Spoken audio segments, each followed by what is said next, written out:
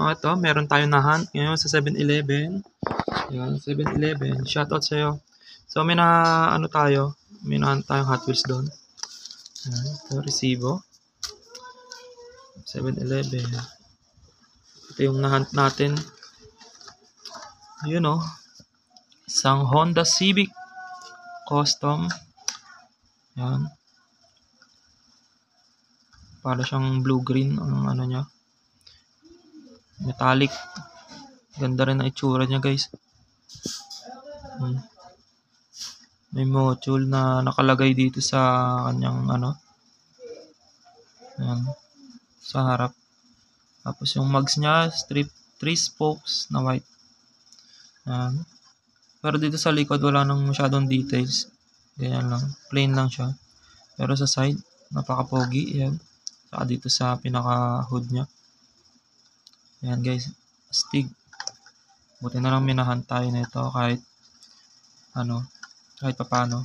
So, ito naman yung isa. Yun o. Isang Nissan 180 SX Type X. Yan. Hot Wheels the 90s. Ito, solid din to yun. Yan, JDM. Ganda ng ano niya. Likod niya. May nakalagay pa dito na ano, 180X SX. Yan, sa likod niya. Ganda ng details niya dito sa likod. Tapos, yan, chrome yung pinaka, ano niya, ilalim. Kaya bumagay din yung pinaka pipe niya. Para siyang, ano, naka-twin to, anong pa to, exhaust. Yan, ito yung harap niya, wala masyadong details, plain lang. Yan, sa gilid lang siya meron. Saka sa likod. Pero, pogi. Pogi pa rin. So, ito naman sunod natin. Yun o. Isang Bugatti Chiron. Pogi. Ganda ng pagkaka-red na ito, guys. Solid. Tapos yung mugs niya is black. Sa likod is parang transparent na smoke. Yan.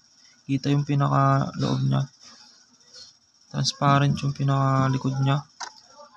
Yan guys. So plain na plain lang yung itsura niya pero ang astig ng datingan niya. Tapos may nakalagay dito na Bugatti dyan sa harap niya. Kaya solid na solid to. Yan. Sakto yung hunt natin ngayon. Sa 7-Eleven. Yan.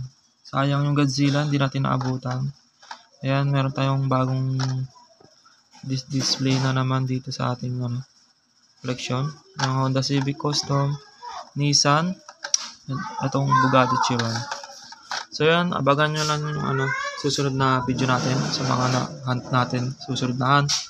Yan. Abangan nyo lang guys. You know, thank you.